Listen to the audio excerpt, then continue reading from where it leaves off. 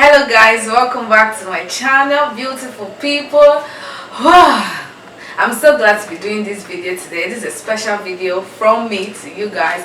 Oh, if you're new and if it's the first time you're seeing this bundle of joy and goodness, you are welcome to my channel. My name is Okoyemi John Echo. Can you see this glow? Can you see it? Can you see? I make videos about marriage, motherhood and ministry. So please subscribe to my channel. You'll definitely be blessed by watching my content. And for my returning subscribers, you guys are one of the best things that's happened to me after Jesus, my husband, my family. You guys are the next. Anyway, so today I'm making a special video, and this video I'm making it to appreciate my parents. Today, 6th of June, is their 29th wedding anniversary, and it's been 29 years that they have been married. So I want to do this. I'm making this video to appreciate them and to tell them that I love them and I appreciate how they modeled godly and good marriage to me. Is one of the reasons why I am balanced apart from the Holy Spirit and all that. But I just want to say thank you to my parents for modeling what good marriage is to me. So today's video, I'm going to be sharing with you 6 lessons I have learned, or maybe more, I have learned from my parents' marriage. 6 lessons I've learned by watching them and listening to them. So if you're interested in that, let's go. I want to serve the purpose of God in my generation. I want to serve the purpose of God while I am alive. I want to give my life. The first lesson, or the first thing I've learned from their marriage, is that you must prioritize your spouse. In other words, you must make your spouse the most important person in your life. And I saw this in my parents' marriage. And this reminds me of, well, while we were growing up, my mom and my dad, they were living together, but they were working in different places. So my dad would have to travel every Monday and then return on Friday. I saw my mom prioritize my dad above everything else. Like, you know, in my house that once it's Friday and dad is coming back, everybody, once you hear the sound of dad's car, pom pom pom, whether you're in the toilet, wherever you are, you must calm down and come and say, Daddy, welcome. So I saw that, and I also saw that mom would go to the market like every Friday, prepare special delicacy for my father just to make him feel welcome, that he's loved. And I loved that. I was like, these people are not even hiding that they're in love, like after many years of marriage. And they modeled that to me, and I really loved that. I saw that she chose him over and over again, and he also chose her over and over again. There were times that he would be going back to work on Monday, and you see his face sad. You know that this man does not want to leave his family. Like, he loves to be around his family, and I love that. And I loved that. I was like, oh wow, this is great. So that taught me, now that I am married, that I should always choose my spouse over, or prioritize him above every other thing. Sometimes when my husband goes out and when he's coming back, I make sure that once I hear the sound of his car, I leave what I'm doing, whether I'm in the kitchen, wherever I am, I come out to say, hey babe, you're welcome, how are you, how was your trip? So that's one of the lessons that I have learned. Prioritize your spouse. Let them know that you love them. Let them know that you appreciate them. Let them know that you mean something. In fact, you mean a lot to them. So that's one of the lessons I've learned from my parents. 29 years of my, did I tell you guys that it's 29 years? Yes, 29 solid years.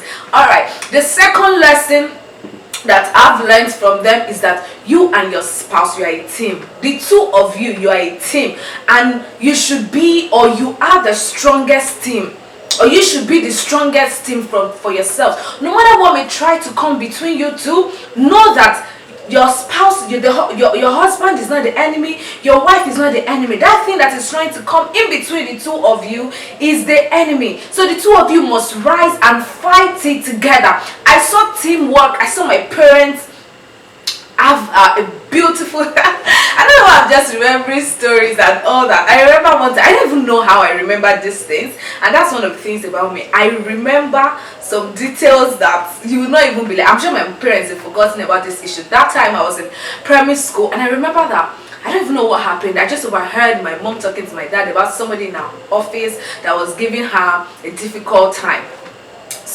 my dad was surprised that why is this person doing this and that. So I saw that the next day my dad drove my mom, instead of going, no, he was supposed to go back to work on Monday, yeah, but instead of doing that, he said that no, before he goes back to work, he must go to my mom's office. So that Monday, he drove down to my mom's office and went to meet that man. That man was my mom's boss, my mom's older, and it warned him, like my mom was telling me the story when she came back.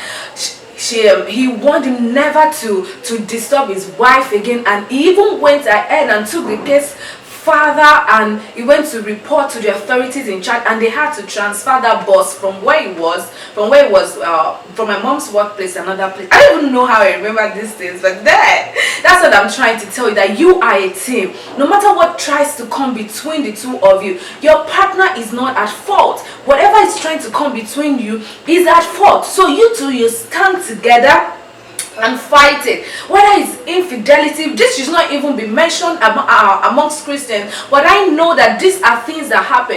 Rise up as a team and fight it. Well, whatever it is that may try to come in between your marriage is worth fighting for. Yes, your spouse is worth fighting for, because it's just so sweet when the two of you work together as a team. So let me remind you once again that you are a team. I learned that from my parents, that like right now, if my husband and I, if we have misunderstanding about any issue, or we are trying to sort out a particular, I know that issue, that my husband is not my enemy, that whatever thing he is trying to tell me is because we are a team, and he wants us to work together to fight that thing. So always remember that you and your husband, you are a team. The third thing I want to talk about is that you must be valuable. Yeah, and that's one of the things that has sustained my parents' marriage. As the man, you must add value to your wife.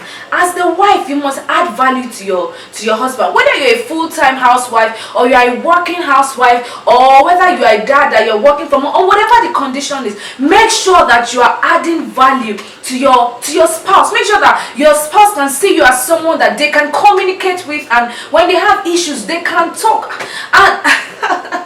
And sincerely, this was one of the things that made me, like, when I was choosing my husband, I was like, no, I need somebody that will help me to add value to myself. So you must be bringing something to the table. That's what I'm trying to say. That you should not just be a housewife that you're just at home. Add value to your husband. You don't have to be working outside the home before you add value to his business.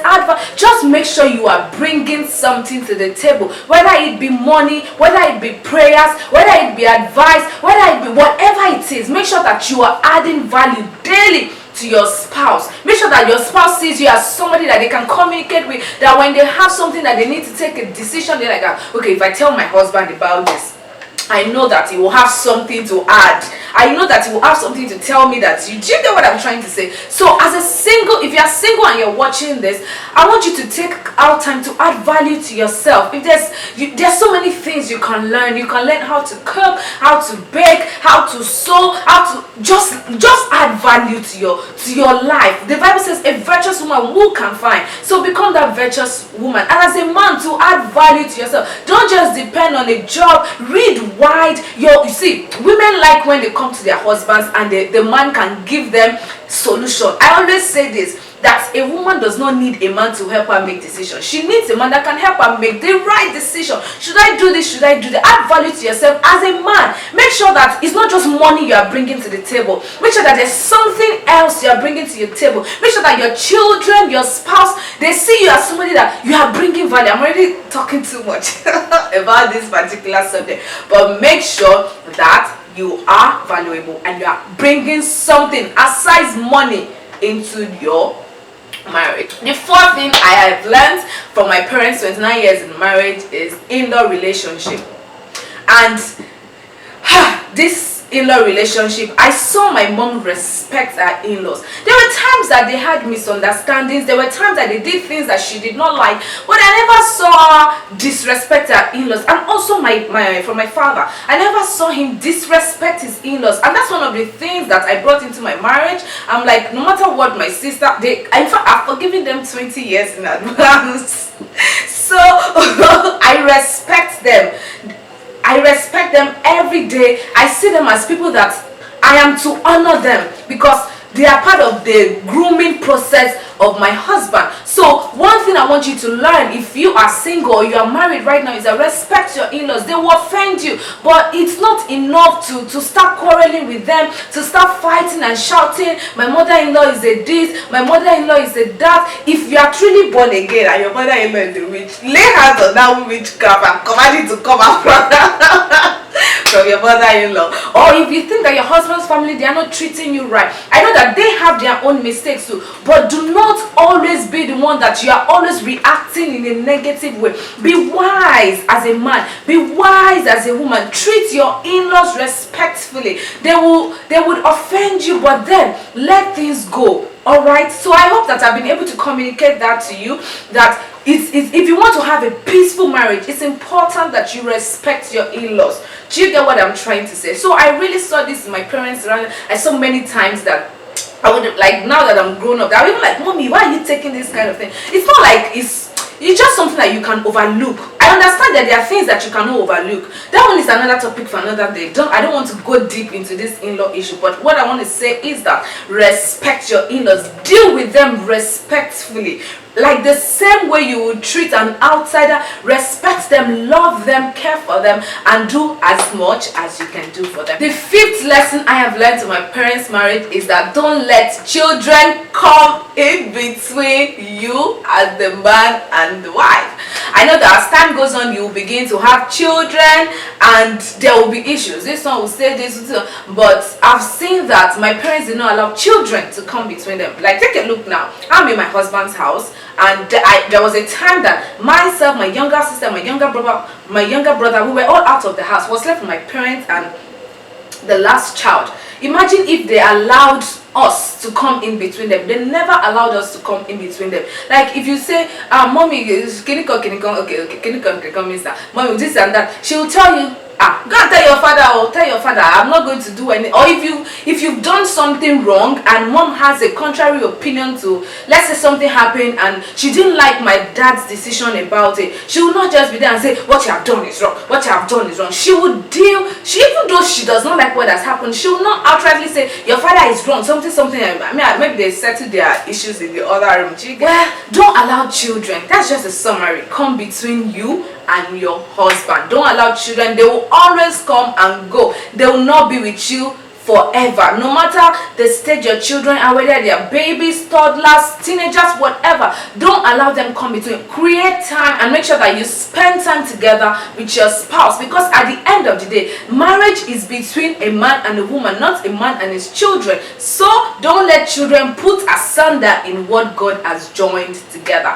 And finally, the last thing I'm going to be sharing with you, the last lesson I'm going to be sharing with you that I've learned from my parents' 26 years of marriage is that respect your spouse. Yes, I cannot overemphasize it. Respect them. Respect them publicly, respect them privately, especially if your husband is somebody that is in authority or somebody. Make sure that as the wife, you respect him outside and inside.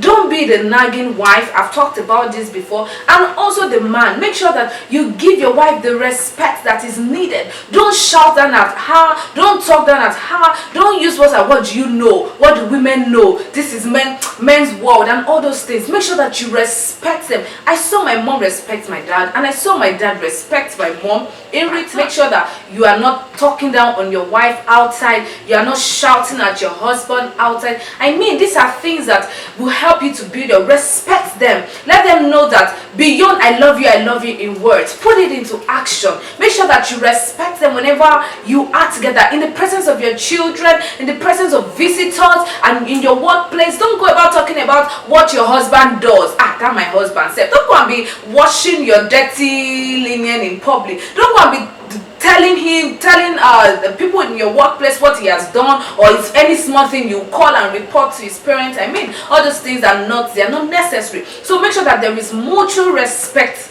between the two of you. Respect your husband, and you and the man also should honor and respect the wife. And let me give you a last point that I have noticed, that one of the things that held my parents together is that they were eating and drinking from the same spiritual source. And this is most times underrated. You hear people say, oh, if it goes here, if it goes, it is important that as a couple you eat and drink from the same spiritual source. Like you have the same person feeding you. Not that this person is going here and this one is going here. There will be conflict in raising your children, conflict in opinion. If something happens, you don't know if you tell your husband's pastor or your wife's pastor. I think that it is important that couples eat and drink from the same spiritual source. I think it is important that you both have the same spiritual parents, you attend the same church. It helps to build the bond in the family and other things. So guys, I'm going to round up here.